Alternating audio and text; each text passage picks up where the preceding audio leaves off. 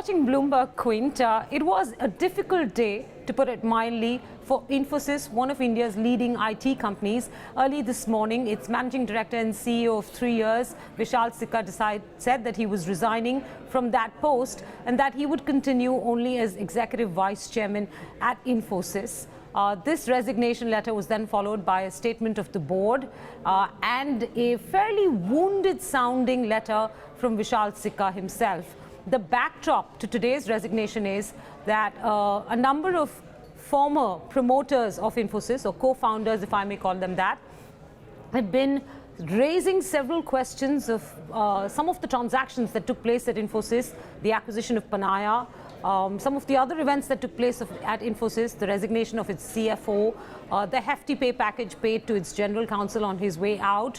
And they have used these to raise corporate governance questions that put the board and Vikas Sikka in tough spots over the last 6 months. It is in the context of this that Vikas Sikka decided to leave the company today, or rather step down from that position and only continue as executive vice chairman. The events of this morning have raised several questions. The two key ones that we're going to deal with today on this live broadcast is who's to blame for what went down at Infosys? And the more important question for clients and investors, what happens next? And to answer these questions, I have with me two very, very important voices in corporate India. And I say important because one of them has worked in the IT industry for many, many years. He understands the space well and has written, I think, a column for us as well on BloombergQuint.com where he did criticize the role that the founders have played in the last few months in putting the company in a messy position. So I'm joined by Prabal, Basu, Roy. And with me right here on set in Mumbai is Anil Singhvi. Mr. Singhvi has been a corporate leader for many, many years and now also recognized very well as a governance expert, the founder of IiAS. And I know that he has very strong views as well of what went on this morning. So I'm going to start by pointing the first question at you, Mr. Singhvi, and that is, who is to blame for what has gone down at Infosys today? If you looked at Vikas Sikka and the board and the solidarity that the two had today in all their conversations with investors and the media, the two seem to be on one side. Vikas Sikka has blamed Narayan Murthy, if I can put it plainly, for what has happened. And I'll pull that graphic up, which in a sense tells you what the short version is of Vikas Sikka's resignation letter. He says he resigned because of false, baseless, malicious, and increasingly personal attacks. He said there was a continuous drumbeat of distractions and the negativity that inhibits the ability to make positive change in a company. He said addressing that noise by itself was damaging, that it engendered structural challenges within the organization.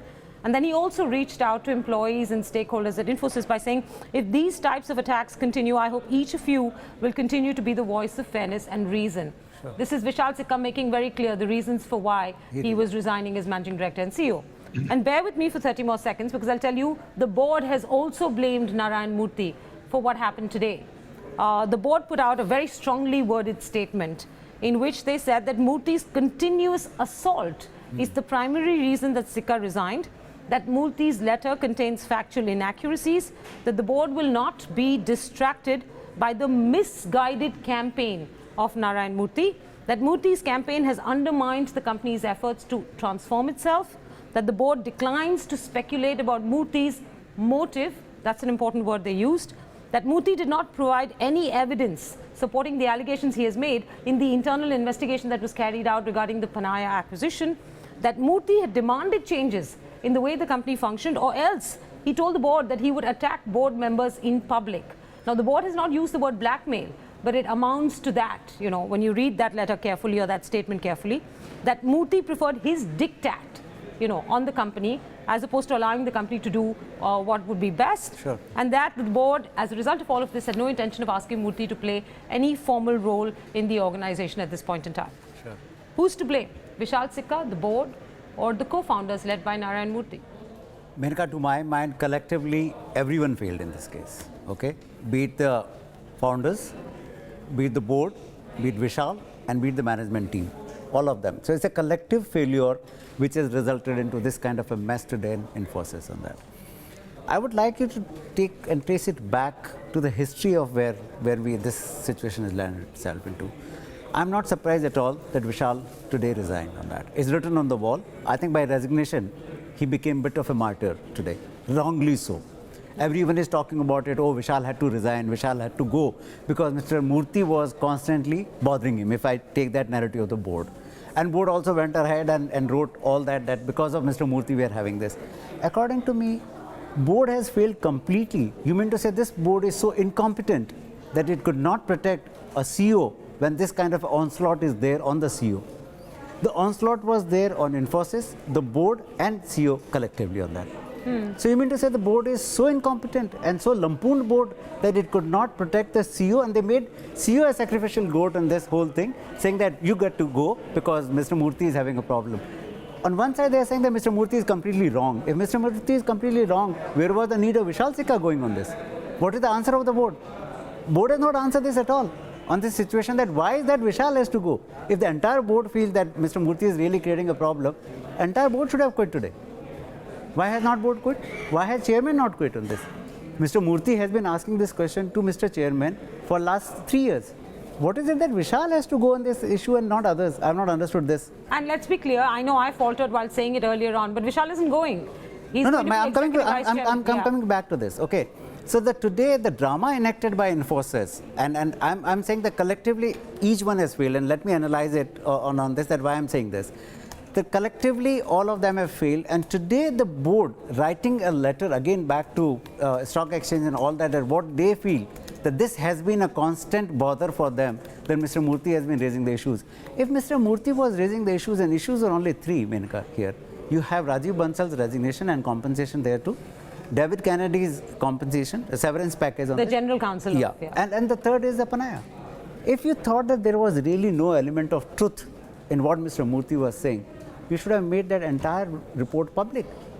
And my third problem is that today when Mr. Sesasai talked about that we did all that, we put all those allegations which were there and we found no truth in it, then what was the problem in putting that entire report onto the website of the company for the larger interest of all shareholders? Not only Mr. Murthy, for every shareholder on that. The third thing, why have you appointed lawyers? I have yet not come across anywhere in the globe that when there is a financial irregularity or when there is any issue arising out of this kind of allegation, you appoint a law firm or you appoint a CA firm or an accounting firm to do a forensic audit on this. But is that even an argument point, Mr. Singhvi? Because the truth is, whether you appoint an accounting firm or you appoint a consulting firm or you appoint a law firm, somebody is doing the investigation. My point is that if your machinery is bad and you call a doctor, you have a problem.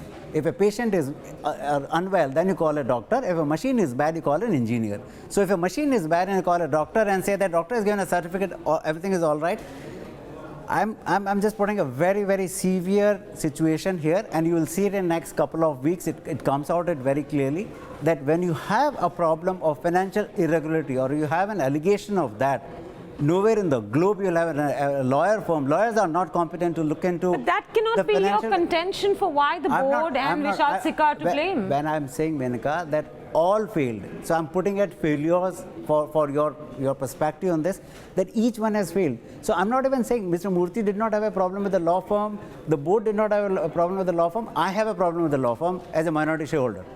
When I'm saying that there is a financial irregularity, when there is an allegation of that nature that there has been some hush money, this was the word used, that whether Rajiv Bansal's severance package was there. Who used that word? The chairman himself said that this was not hush money. So when you say this was not a hush money, that means the word was already there in your mind that this was hush money. Because of the concerns raised by the Since you are asked me this question, who used the word, whether the word was used positively or negatively? Well, I must be honest, I don't know exactly who used the word first. Mr. Sesasai, so I'm guiding you on that. No, but he may have said that in response to concerns raised by the co-founders. He said this word. So what I'm saying is that when the question comes of hush money, that means there was an allegation on this, that whether there was a hush money paid to Rajiv Bansal. Mr. Rajiv Bansal was, don't forget about it, he was a CFO. And if you're a CFO of Infosys, which is one of the largest companies, and if you have some issues arising out of that, right, you will investigate by appointing a audit firm, a CA firm, an accounting firm, not a law firm. My second point is this. Mr. Vikas Sikka, when he had a problem with Rajiv Bansal, when Rajiv Bansal quit, he told the entire narrative was there, and he told in the media that there was a problem of chemistry with my CFO. I didn't have a chemistry with my CFO. when this question again came back in 2015, why did Rajiv Bansal leave and why was there was a severance package? Mr. Sesasai said that this was paid essentially because he had a lot of secrets, the competitive secrets which were there. It was chemistry issue? Was it a secret competitive situation issue? Or was it something else? Mr. Singhvi, you started by saying that everyone is to blame, but for the last few minutes, all you've been saying is that it's Vikas Sikka and the board who got most things wrong, and the founders were right in raising the concerns that they Have did. I said this? I'm analyzing one by one, so perhaps this is your read into this, but I'm analyzing it. So my issues are very simple. Okay. That when Rajiv Bansal's issue came in, they should have handled it with care. Okay, so I get with a complete honesty. Why law firm badly botched exit of Rajiv Bansal? Absolutely. And what else? Before I throw it to Prabal, because I have a couple. I'm sure he has a counterpoint. I have a counterpoint to you as well. Sure. The second point is that when you agreed with Mr. Rajiv Bansal that he is going and this is a severance package, after midway, why do you stop the severance package? What was the reason of first not having it, then having it, then not paying it, and Rajiv Bansal has taken you for an arbitration award? That means there is something dramatically wrong, and you're not given answer till date. What happened? What went wrong in this whole episode of Rajiv Bansal? The second point. Thereafter, David Kennedy quit.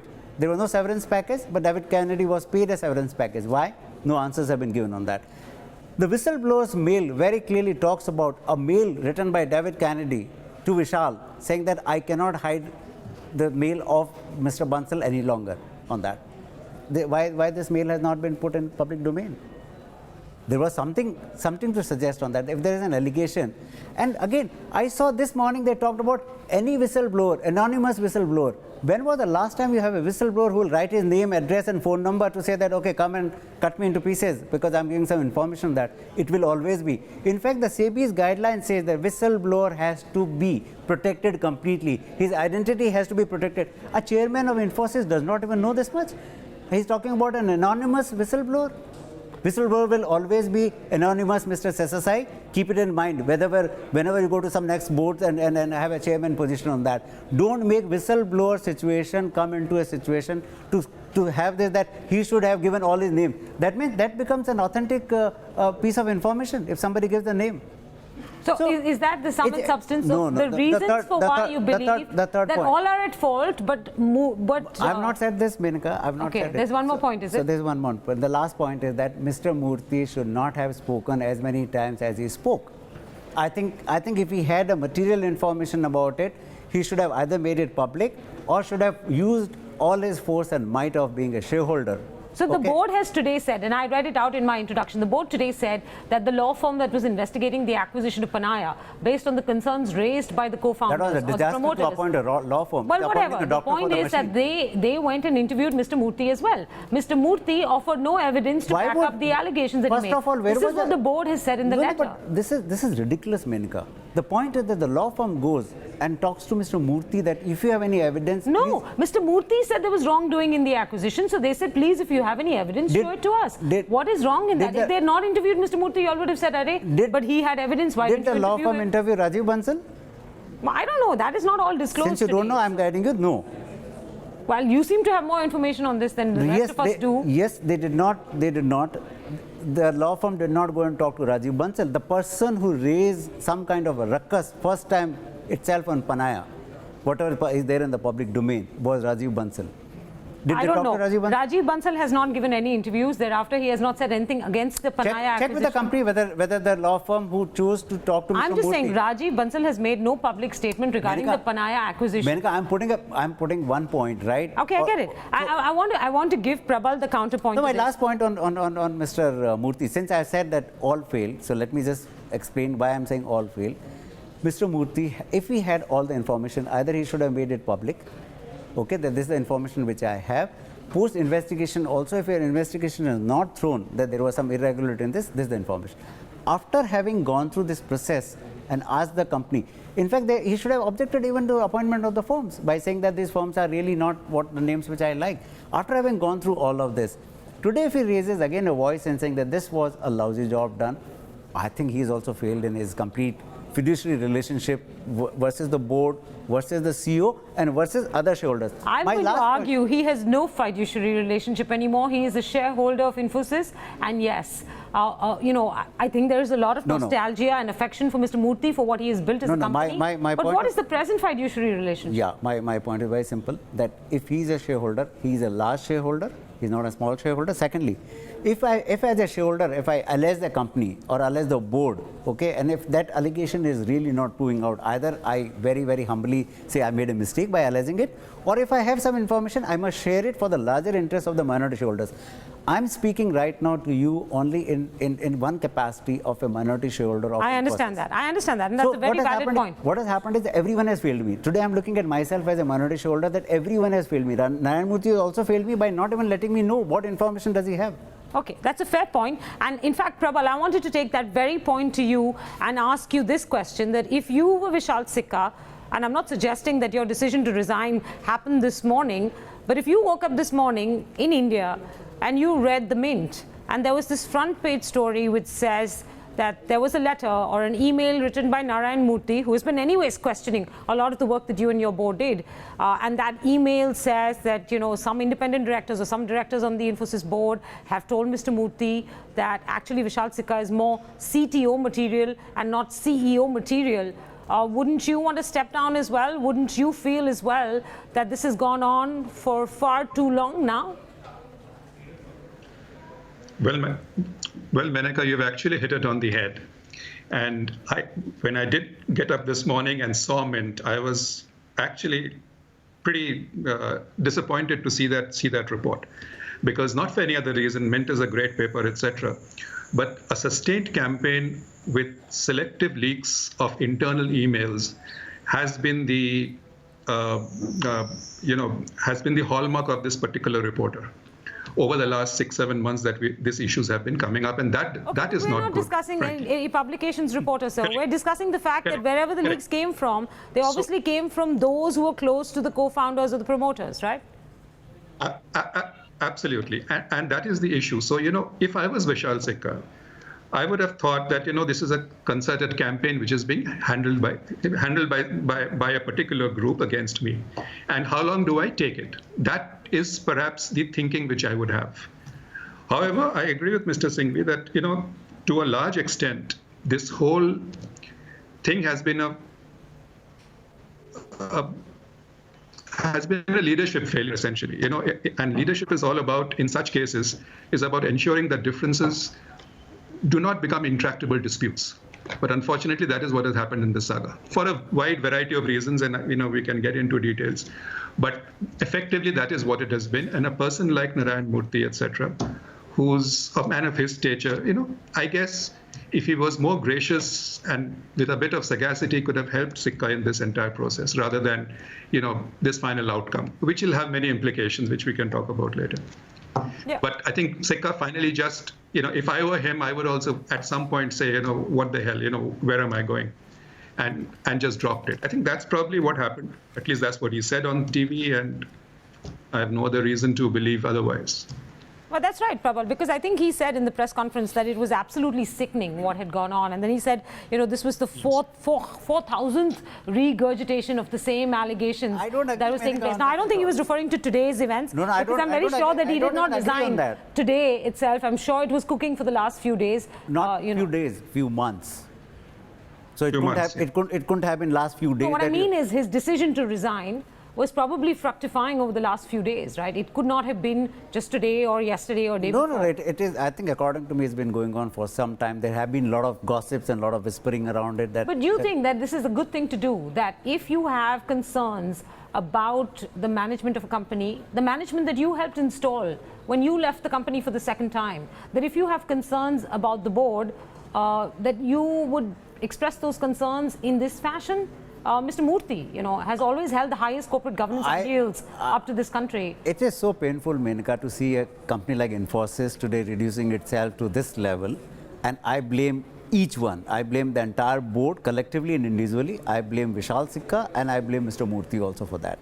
Today we have reached to a situation. Today is talk of like Infosys falling like a 9 pin and 10% down today. what kind of a market cap has gone of this company. And the second point which I have is that at the end of the day, if suppose this was such a big issue, Vikas Sikka and board should have really dealt in it. What was so great about not putting this report in public domain? I have not understood this narrative of this board. And they're saying, legally we examine, we are not necessary. Infosys, I don't think in last 30 years of history, ever did anything which was just legally compliant. No. So today you can't reduce this company to say that now we are the board, we shall decide the narrative of the Infosys. No, that is not acceptable to me as a shareholder. Yeah, but I don't care about Mr. Murthy. Let me tell you, Mr. Menaka, I don't care about what Mr. Narayan Murthy thinks about Infosys, the board, and Vikas Sikka. For me, as a minority shareholder, an important aspect is this, that this company was an icon in my mind. This is a company. I'm going to read out, Mr. Singhvi, I'm going to read out to you, because today the board put out about a 5 or 6 page, very strongly worded statement in which they have laid out all the allegations made by the co-promoters or co-founders of Infosys, including Mr. Murthy, and offered an explanation. This is a piece of trash. And they've said that the board thoroughly investigated each anonymous allegation with the assistance of highly respected external counsel and experts and determined that the allegations were entirely without merit. The board will make no additional disclosure of the investigation report because further disclosure would be inconsistent with best corporate audit practices and would compromise the confidence of employees that they could report honestly, openly and candidly to the company in any future investigation or legal matter. This is all trash, Menaka. No, so I admit here that they seem to be suggesting that they have to disclose the whistleblower, which they don't.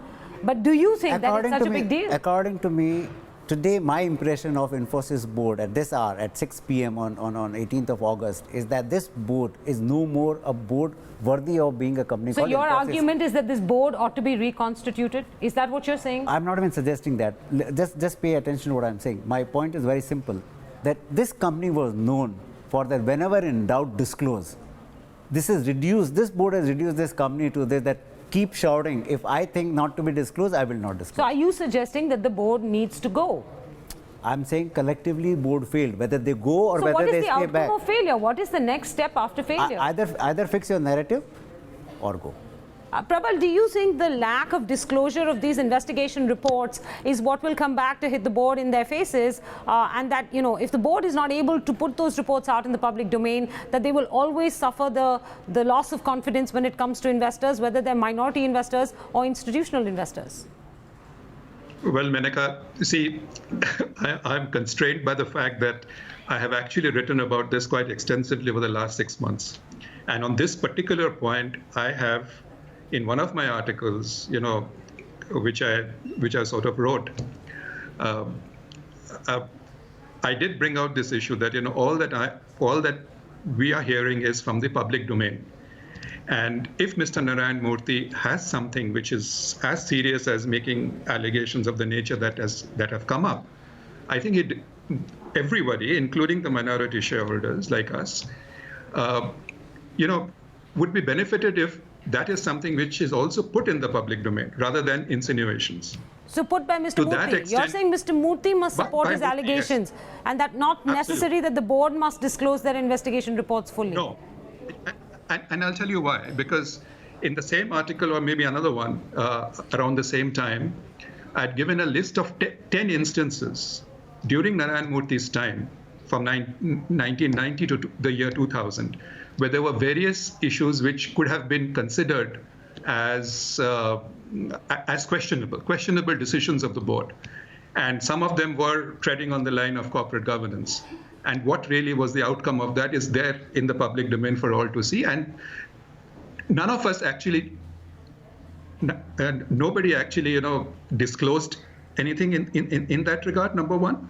And number two, but no one doubted the management's ability to do those things, right? So, and they never questioned the intent. So tell me, what is the point you're making here? Are you making the point that Infosys never deserved that corporate governance halo, that it has, flaunted all these years? Is that the point there? Or you're saying that boards are often opaque, whether it's in the past or in the present? No, all I'm saying is that when you run a company, there are various decisions which you need to take. And some of those decisions may not be something which somebody else likes or does not like. It can happen. And some of them, depending on how you construe it And those 10 points are there in that article. It can tread on the line of corporate governance. Can you give me one instance very quickly where you think the board of Infosys has in the past too failed in being able to make adequate disclosures and fulfill its own mandate on corporate governance? Menaka, actually, these are all based on facts, so I can't remember what they are. At least I don't have enough information at this moment to tell you, but it's there in the public domain. I mean, I've written about it. No, so but my then question is, when you're running a company, the board has failed in the past too. So are you saying that this board should not be held accountable, and that the accountability of these events lies more at the doorstep of Narayan Murthy and the other co-founders? Well, in a way, yes. But in a way, yes. In a way, yes, but the only caveat to that is that the crucial point here is that when you're entrusting a company to be run by a board, and that's where the matter must finally lie, right? And the board has decided that a certain method of investigation has to take place. It is not necessary to put it in the public domain. It can do it, of course, if it wishes to. It surely can do it, but that cannot be held as the reason for doubting everybody in the system. That is the point I'm making. Bound or not? Okay, that's not a question of debate. The point is that if you are saying, I agree. No, the point is very simple on that. That if Vishal has been saying that I've been really bothered and been nagging, what are the nagging issues for last 3 years? Let's tabulate them, because everyone has talked about and Narayan Murthy has been nagging them, right? The nagging points are only Rajiv Bansal's exit, David Kennedy's exit, and Panay. You've listed them for us. So these are only 3. So what is such a big song and dance about it that Vishal Sikka said that but I could equally counter-argue, because I will play the devil's advocate in all of this. Since you talked about Vishal's letter, Mr. Singhvi, if there was adequate evidence that supported the co-promoters and co-founders... Mr. Narayan Murthy failed in bringing out those facts. If he's aware of it, he's not aware of it, he should shut his shop. I'm very clear on that, because you can't keep on saying, oh, there is something, there is some suspicion. I want to point out today... No, one second. Let me just tell you one more thing. Vishal Sikka talked about that he lost his many nights of sleep, almost hundreds of hours, only on these issues. If those were the hours you lost on that, you could have fixed it very clearly by saying that what happened with Rajiv Bansal. But where does it stop? Where does it stop? Because today, can I ask you a question? No, I'll ask you this. How can I have a situation Mr. Singhvi, like this? allow me to play devil's advocate, because I will play devil's advocate even in support of Mr. Murthy. Allow me to play devil's advocate. It is not just about questionable governance practices at Infosys, transactions that may not be best suited to the company, the exits of important executives. It isn't just about that. If you see a newspaper article, which says that Murthy is having a conversation with 3 directors, and those directors are saying that, by the way, Sikka, we think, is more CTO material and not CEO material. This has gone beyond the need of transparency. This has gone beyond the need of better corporate governance. Definitely. Those demands are very well justified. Those demands could be put in a much better or structured fashion. But we don't think you are CEO, your CTO, this by people who have helped appoint him? Exactly the point which I made when you asked me this question, that who has failed, and I said all 3 have failed me as a minority shareholder. I'm very clear in my mind. My point is, again, one more, was this, that if Mr. Murthy has any information, any fact with him, why is he for such a long point in time just saying, you find out, I know it, but you find out? Where is this narrative taking us? Well, I'll tell you this. Mr. Murthy today responded to the very strongly worded Infosys board statement by saying he's extremely anguished by the allegations, the tone and the tenor of the statements, that he voluntarily left the board of Infosys, and he's not seeking any money, position or power. It's interesting that they keep making that point again and again, that his concern primarily was the deteriorating standard of corporate governance, that it is below his dignity to respond to such baseless insinuations as made by the board. And then he goes on, after saying, I will not respond, it is below my dignity. At the right time, he makes the point very clearly there. He says, however, several shareholders who have read the whistleblower report have told me that it is hard to believe a report produced by a set of lawyers hired by a set of accused, giving a clean chit to the accused, and the accused refusing to disclose why they got a clean chit. Who are the accused here, sir? What are the facts?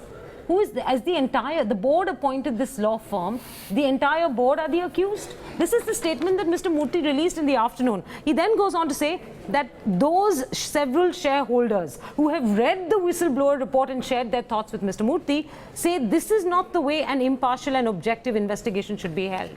Now, Mr. Murthy has made several demands, and depending on where you stand, you may think that they are justified or not justified. But he, a few months ago, lost faith in the board.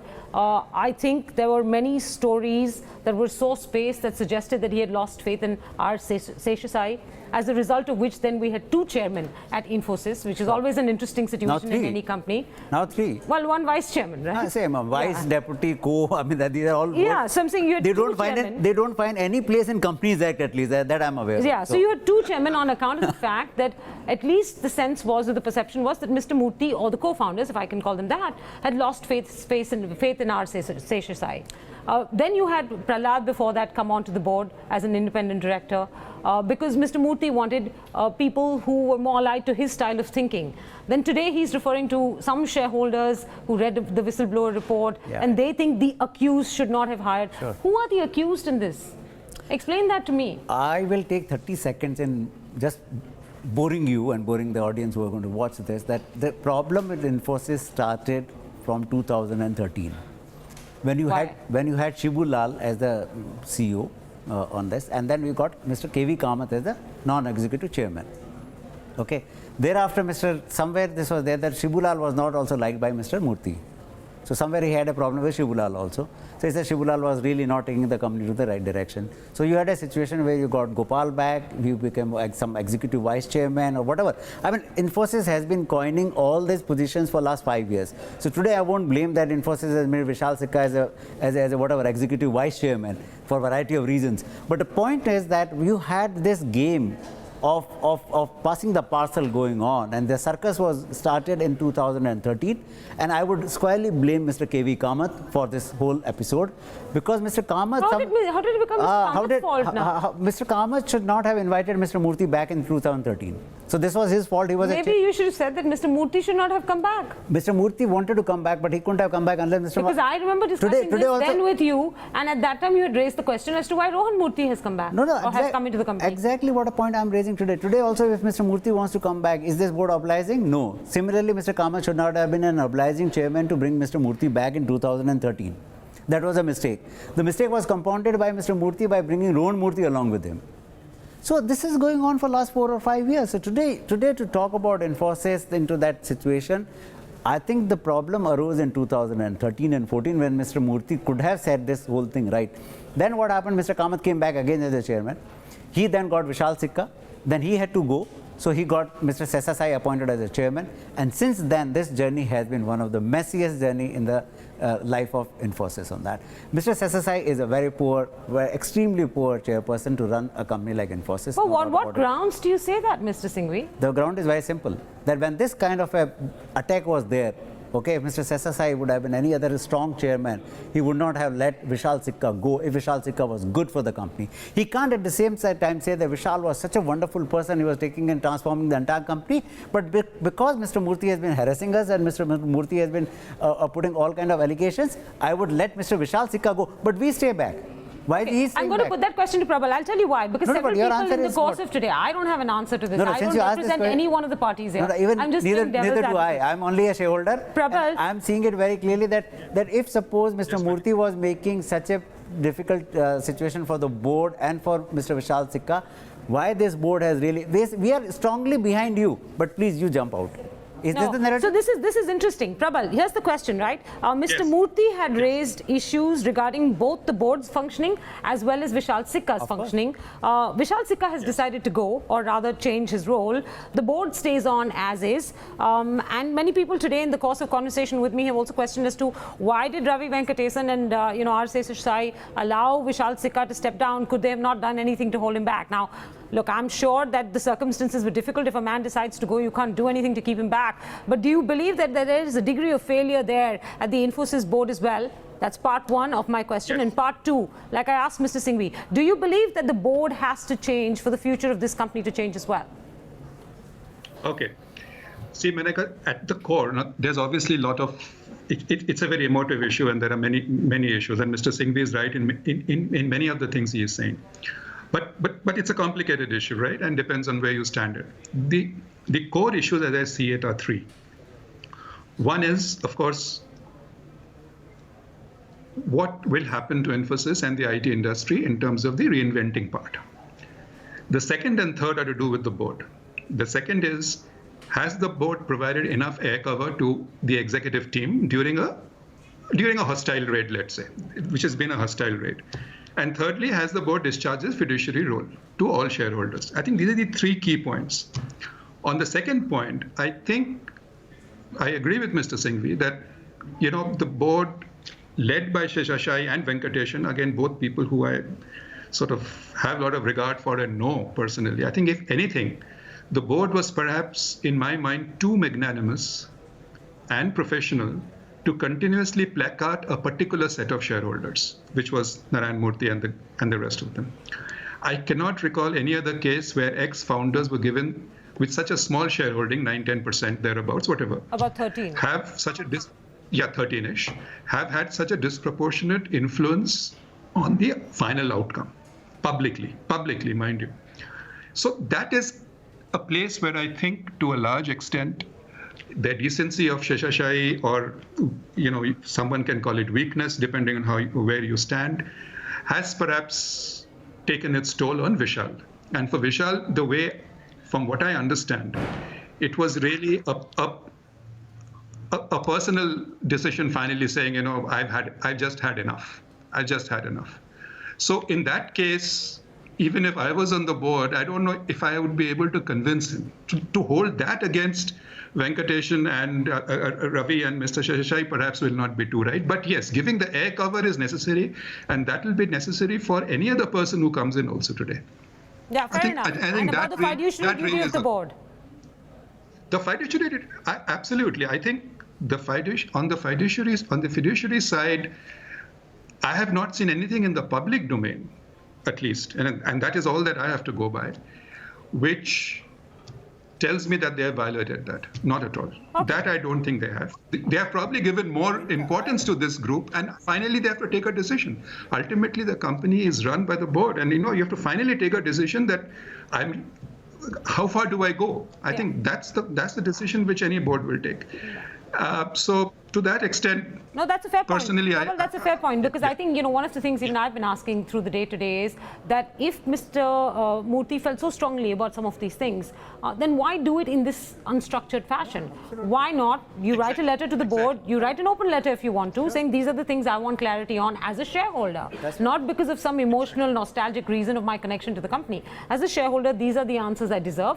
And if they can't give you that, then there are, I'm sure, other ways legally to try and get that information from the company, barring which you do what most investors do, which is vote with your feet. Now, some might say that's too extreme, an expectation for someone who founded an iconic company in this country. But yeah, you can't say, hey, look, I walked away into the sunset, but I'm still emotionally attached to it. Your legal right is only to the extent of the shares which you own and the voting you have. Okay, beyond that, you have no legal right whatsoever. You can't have a phantom share for promoters and founders. Hopefully not. Okay. Correct. My point is very limited in this case is that today, Vishal has gone. Do you mean to say that this will appease Mr. Narayan Murthy and he will stop having the same kind of insinuation which he has been having for past? No. In this case, tomorrow morning when you want to really appoint any person for that matter as a CEO, okay, now how will he come first of all, and whether this whole narrative will stop all of a sudden because now Vishal has gone, so Mr. Murthy says that okay, now Panaya, Rajiv Bansal. Because still a few months ago Mr. Murthy was fairly critical of the board's functioning. That's what I'm saying. That's what I'm saying. Does it have to be that Vishal goes, the board goes, and a fresh start for Infosys is the only thing that will work from here on? So what on. I'm saying is that today when the board has woken up, as you said, and saw the Mint report, and then Vishal... No, I'm not suggesting. I'm just saying. I'm using the Mint report as one more straw, proverbial straw on the camel's back. I'm putting it real dramatically, so that the board woke up and saw this report, and Vishal then from Palo Alto saying that I want to resign. No, my point is this. What happens tomorrow morning? Tomorrow morning you are looking for another CEO. First of all, who will come in? Hopefully this evening itself. The company needs leadership fast. Who will come into this very muddy waters? Even if somebody wants to come, okay, somebody is brave enough to say that I want to come. How is the board going to now protect that person from Mr. Murthy's another slot, saying that since Vishal has gone, he was the one person who was perhaps preventing a very fair, because he said accused and all those languages have been used on that. how will that new CEO really now function in this regard, saying that, okay, now you institute another inquiry into what happened to Rajiv Bansal, David Kennedy and Panaya. I want a complete investigation. Now, how this narrative will go ahead with the new CEO coming in? That's where I'm saying that this board really failed, because it's not a question of Vishal Sikka.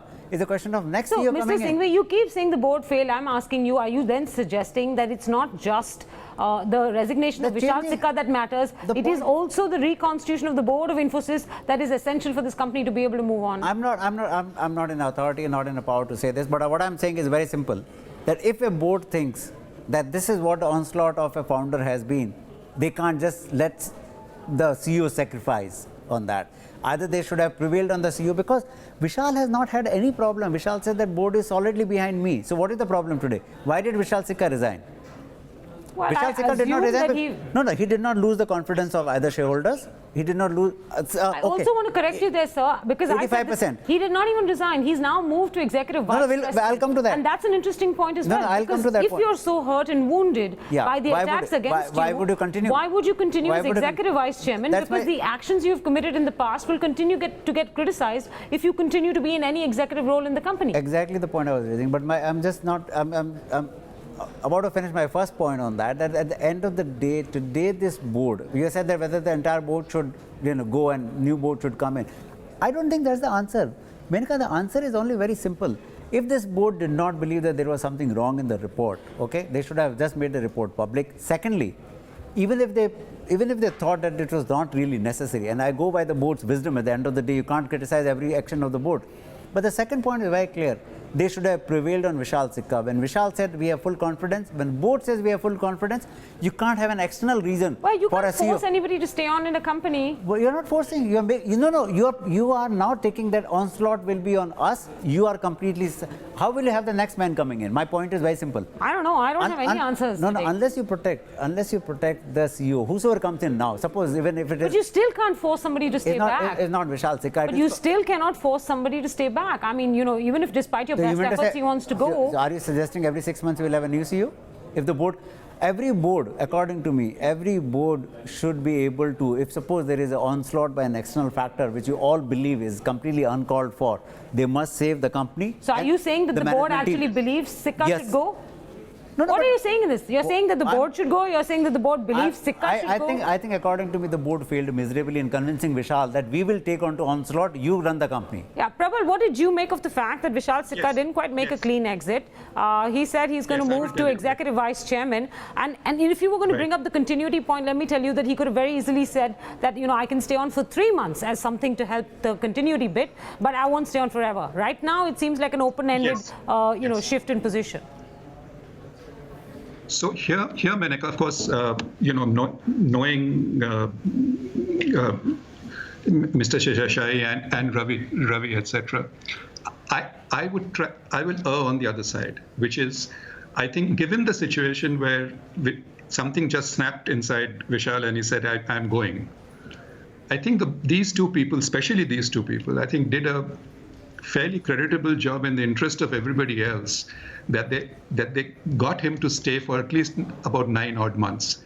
That is the time it will take to hire somebody, mind you. I mean, it will be very difficult to hire a good high caliber person, because his hands will be tied to the strategy which Vishal has made. And that the board has said today, the strategy will remain as it is. And frankly, there is no other strategy from my understanding, and I've written about this as well. There is no other strategy. I mean, his strategy was bang on. But to get a high caliber person in now with his hands tied to the strategy is basically saying, I need a guy who can execute. So that will be very difficult in the first place. Second would be, of course, the point that Singhvi made, I also made, is that, if you cannot protect the executive team, then, what happens next? So it will take about easily 8 to 9 months to get somebody from outside. Inside, I don't even think there is anybody who's capable. Don't you think it should be someone from inside? For instance, right now, the interim responsibility lies with UB Praveen Rao, and it probably will be easier for Infosys to rely on an insider than to try and convince an outsider to come join them in this lovely party. But you have to have that right skill sets, Menaka. I don't think Infosys has the right skill sets. Why Infosys? In fact, on this issue also too, I've spoken about it publicly, that in the top five IT companies, barring Cognizant, there is, for the disruptive transformation which is needed today, we just do not have a leadership skill set. All of them are either past accountants, financial managers, or operating type of people. They don't have the skill set of a Vishal Sikka. And that is why to continue with him was so important for not only Infosys, but for the IT industry itself. Yeah, you raised a good point there, Prabal, because, we were talking to Sudhin Apte of an IT consulting firm and an advisory firm, and he said that he was going to issue an advisory to all his clients today saying don't give any further business to Infosys at this point in time. So we have to also examine not just the finger pointing that's gone on over the last several months, but the impact this will have on business and on employees. I mean, listening into our conversation today on Facebook, I've got a question in from a Raghav Naidu, and it's a really simple question, but it drives home the point of all of this madness. Should I take a job at Infosys or join some other place that is safe? And it makes you smile, but this is exactly what employees must be thinking today. That we had faith in the board, we had faith in Vishal Sikka. Mr. Murthy first pointed fingers at the board and then at Vishal Sikka. Now Sikka's gone. For 3 years we've been following what his vision was. Somebody else will come in, and exactly the question you asked, Mr. Singhvi. No, well, even if they do find somebody. But again, it will be, according to me, a very big compromise, because unless they fix all these issues very clearly. But what are the issues? The only issue here is the disclosure of the investigation report. That's it. If that pacifies, and according to me, the second point which I have is that the board's responsibility on these kind of crises. You mean to say the board is only when it is for the good times? According to me, the entire ability and capability and competence of the board comes into play when the company is met with these kind of accidents. So this board has really not risen to the occasion. To write a 6-pager and saying that Mr. Murthy did that, it shows, according to me, the weakness of the board rather than the strength of the board. No, maybe they were painted in a corner. Today in the press conference, my question to both of you again. Today in the press conference, our Seshasai, in response to a question, said very clearly that Mr. Murthy is reaching out or has been reaching out to other investors. Now, this suggests that Mr. Murthy was trying to find out if others supported his cause or not. Nothing wrong in that. Seshasai also pointed out that there's nothing wrong in that. But I suppose they felt that they were painted into a corner. I'm not advocating for the board of Vishal Sikka. But just trying to understand what happens next. I don't think there will be any listed company where you can have a situation that the entire board can be kept into or can be driven to a corner, and board feels so helpless that we have nothing else but now let the CEO go. My point is very simple, that let one CEO go. Now, who will be the next CEO appointed by you, this very board, to take on to the might of any other shareholder raising this issue? Mr. Singhvi, you're in touch with foreign institutional investors all the time. Did they feel as strongly about the issues at Infosys as Narayan Murthy and some of the co-founders did? Will they support Narayan Murthy in his effort to get what he calls more transparency, or will they side with the board and Vishal Sikka on this? I think most of them would have dumped or would dump the share and go out of it, because, as I say, that each one has failed. So I don't think they will be siding with Narayan Murthy, or now they will be siding with the board of Vishal Sikka. But that's unfair to say. All companies go through tumult and all companies recover from that, right? But at this point in time, you asked me this question. After 3 months or 6 months, if they fix all the narratives, both sides on this, perhaps yes. But till such time they are muddled into this. Let me tell you one more thing. That in India, we have this cord which is there with every promoter and every founder. I mean, once you have done your job, you must move on. And if you have, unfortunately for you, if you have kept some shares, please sell the shares and get out. Okay, let that company do the job. Don't get into this that once upon a time, I founded this company and I still want to feel about it and I feel very pain about it. Feel the pain at home, but don't let their pain come into public and screw all other shareholders. That doesn't take us anywhere. I think that hits upon the theme of the column that you wrote for us, Prabal, which is that let the successor be. Let him function, let him run the company. Yeah, and I suppose that will be the cloud hanging over whoever next comes in at Infosys. Absolutely. But one thing, Menaka, I would like to sort of, just add to this point. And this is my big takeaway, actually. I was frankly today very happy with the way Seshasai, Ravi, of course, and the rest of the board rallied behind Vishal. And let me take a minute to explain what this means. This is the first time I've seen them take a stand against Narayan Murthy. This is the first time I've seen them take this stand, which is, I think, necessary. The core of fixing the narrative, as Mr. Singhvi says, is essentially to say, yes, we will take your inputs, but the final decision will be ours in how we manage it till such time the investors back the board. If the investors and the shareholders don't back the board, fine, then you change.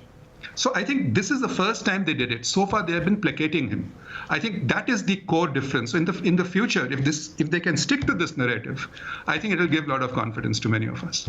So if I was to summarize what you're saying, Prabal, today, it is that Mr. Murthy may have exceeded his brief to some extent or breached the line that should come between what a co-founder does and how a company runs, that the board has done an honorable job, and that Vishal Sikka had no option but to leave. You don't believe that the board needs to be reconstituted at Infosys, given that they've not been able to answer some fairly basic questions that Narayan Murthy has raised regarding the disclosure of the investigation reports?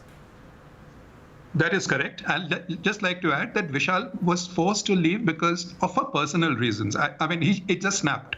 I think it just snapped. Nothing else beyond that. So it is not a board versus Vishal Sikka or any of those issues. I mean, if a man just snaps, he just says, I just don't want to do it. That's it. So, what do you do? I would take that narrative more than anything else. But then I've not spoken to Vishal yet. So, okay. That's probably where it Singhvi, that Vishal Sikka was painted into a corner, that the board did not necessarily behave very responsibly, except for today, as Prabal points out, or that Murthy is to blame for having taken this battle to another level altogether. Let me put in perspective as I understand on this. According to me, the Vishal was really not an Infosian to have come into 2014. That was a mistake.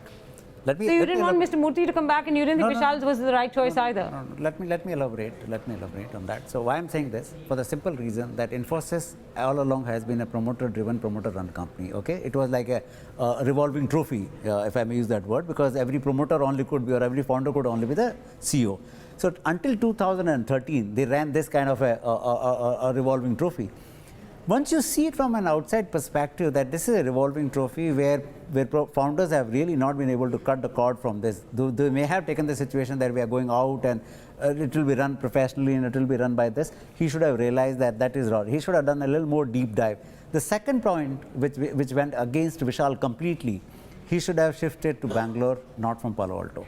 When you have this transitional thing coming in, when founders and promoters... The clients are there. One minute, Menaka, allow me.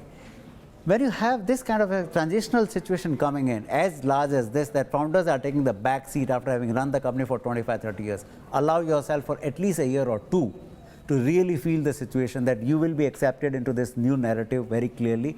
You are there by the team to feel and touch you. Mr. You Singhvi, clients are all over the globe. Vishal Sikka took over, I remember that conference, that press meeting that Narayan Murthy and Vishal Sikka hosted.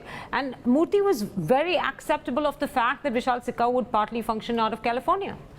No, that's all. Now it can't become a niggling issue. All of this is well known right at the beginning. I'm not saying this is Mr. Murthy saying. I'm saying this is Mr. Anil Singhvi saying. So that's the difference. Okay. Okay. So my point is very simple. That what I'm saying is that where Vishal perhaps should have really worked on this and should have become an Infosian, if I may use that word, by being on the ground. In India, I've yet to come across any CEO being successful, not being there on the scene, not being there at the headquarters. It's very difficult. We are still a very emotive and very different nation altogether. You cannot have a CEO who can run from 10,000 kilometers away from that. The second point is this. When he saw this kind of a murmur coming on Panaya and Rajiv Bansal and all that, he should have been mindful of the fact that this will someday really going to haunt him. He did not realize it. He was dismissive. To a very large extent, he was dismissive. First, give you a narrative that chemistry with the CFO didn't work. Then you have a chairman saying something else. Then you had 3 board members individually saying some point in time, in hindsight, I think we made a mistake. You can't have that kind of narrative. So you're saying you made a mistake, but he said he didn't have a chemistry with the CFO. Then you didn't have a chemistry with your legal counsel. Okay. So your chemistry is... So what happens next now? I have one question, and it overarches many points. From the investor point of view, from the client point of view, right? There are many calls, and I know IiAS has put out a report today saying Nandan Nilekani should come back to Infosys. Is that what you think will be the saving grace? I said that on 7th of August. So maybe the Amit Nandan and IiAS said it today, but I said it on 7th when I was interviewed by moneycontrol.com that I think in this mess, because my point is simple, who will come, who an external CEO will come with this kind of a messy situation and say, I'm brave enough and board is completely backing me, when the board could not prevail on Vishal Sikka to stay back and do a job saying that we are behind you. We will take all this attack by Mr. Murthy. You fix the company. You're saying Nandan Nilekani should come back as MD and CEO or executive chairman of the company? I'm saying that there are two things. When I suggested Nilekani's name, in fact, it was 11 days back, but I don't want to say like most media people say, I said so first. No, I'm not there on that. My point is very simple, that Nandan brings in two things. Nandan brings in a continuity of this whole situation, because I don't think the Infosys founders have been able to cut the cord. Nandan's not been in the driving seat for a very long time, but I won't keep arguing that. No. MD and CEO or executive chairman? I think chairman. He won't come as MD CEO, exactly, so I will not pull my... because that I think he's way past that now. No, I think... So you're saying executive chairman? I'm saying chairman. Which essentially what happens then to the two chairmen right now that Infosys has? First of all, I'm saying chairman, so you're reading unnecessarily into my mind. I'm not saying executive chairman. You're not saying executive? I'm saying chairman because he will fix the governance, he will fix all other external factors, get a CEO, and he becomes accountable because... But this is lovely. Mr. Singhvi, you just spent some precious minutes, just a few minutes ago, arguing about how those who have left the company should leave the company for good. Now you're saying Nandan Nilekani is the only savior that this company has. I'm not... Next, somebody else will say Mr. Murthy should come back. Why I'm saying this? For the simple reason that this board, either you fix this board completely, this board will not be able to give that kind of a cover which a new CEO will be needing it. So you will have a situation after 6 or 8 months' time. You will have what happened in Tata. They also looked for a CEO, external CEO for Tata Sons, but after 6 or 8 months' time, it was Chandrasekhar. No, actually not 6 or 8 months. It was very, very quick. It was within a few weeks that they identified Mr. Chandrasekharan as the leader. It gave itself 6 to 8 months' time. Okay. Right, yeah. Similarly, Infosys board is also buying this time, saying that okay, we'll get a CEO and all that. Why did they bring only Chandra, an internal person? Because an internal person in a messy situation... So when Nandan comes back, what is the chance that you will not be doing another interview with us like you were doing 2-3 years ago when Narayan Murthy came back to Infosys to rescue the company, so to speak? If Nandan were to come back, you'd be probably doing an interview saying what is wrong with Infosys? You know, it can't seem to run without its old guard back in place. I'm saying that Mr. Nandan Nilekani, if he comes and if the board decides, I'm not no one to say this, but should come with a very clear mandate of fixing this. But that was what Mr. Murthy came back with, a very clear mandate of fixing things. You criticized it then. No, fixing things. He came in an executive position.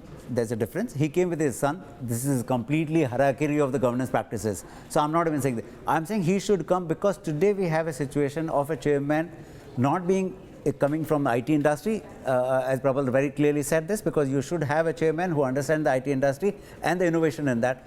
B, very important factor is that should be powerful enough to give that cover to the CEO and not let CEO go as a sacrificial goat. So effectively you're saying the board gets reconstituted because if he comes back as non-executive, executive chairman, whatever, both Ravi and Seshasai then have no role to play anymore in the operations of the company. In any case, yes, is I think a couple of months left before he retires on that. So Prabal, Mr. Singhvi is very eloquently spoken on behalf of minority shareholders saying that they would feel terribly let down today. Let's talk about clients for a bit. If you were a client of Infosys, would you stick on? How uncertain would you feel? And would it take the return of someone like Nandan Nilekani for Infosys to restore confidence in its clients?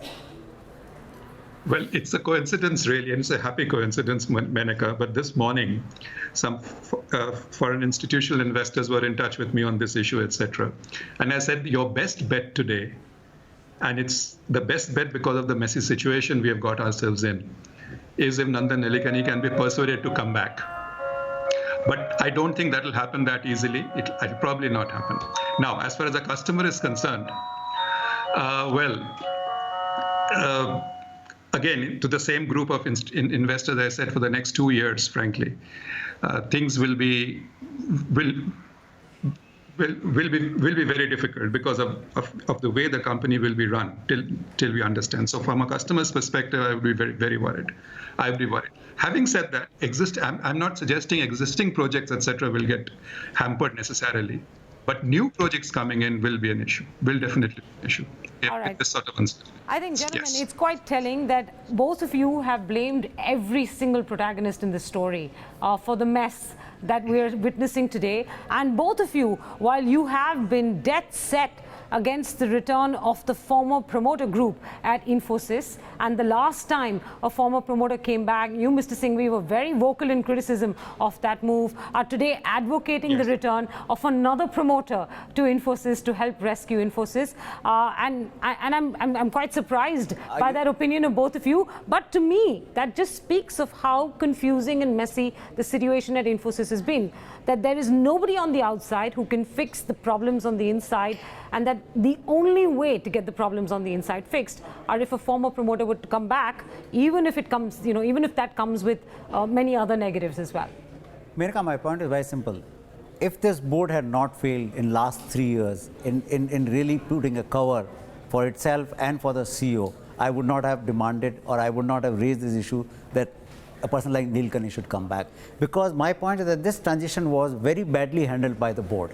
The board should have been aware of it, that this company has really been run by the founders and promoters for 30 years. Now we have to really safeguard this company from these kind of onslaughts. But the board failed miserably on that. Since the board has not risen to this for last 3 years, and today we have a consequence of that, that the CEO has to go. I think it's incumbent on this that somebody has to come right now, restore the confidence. You rightly asked this question to Prabal and to me. Customers and minority shareholders are the most important factors. And employees. And employees. Leave aside everything else. There is no other narrative which can be there, which is as compelling as the customers, employees, and the shareholders. For that, I think it is much better, because this board is not as effective, was not as effective last 3 years, and today it failed miserably when they put all this in 6-page letter to stock exchange to explain that we are solidly behind our CEO, but we'll let CEO go. Well, I think it just goes to speak to the irony of the situation that Infosys was supposed to be India's first non-promoter promoted company, a company not run by any family, and a company that every time it has faced crisis has felt the need to turn back to one of its non-promoter promoters. On that note of irony, we're going to end it here. I'm sure we'll have much more to say in the days to come. Tomorrow, remember, there will be that important Infosys board meeting on the buyback. That is also an important development for shareholders. We'll be tracking that, all of that here at BloombergQuint.com. Make sure you stay tuned.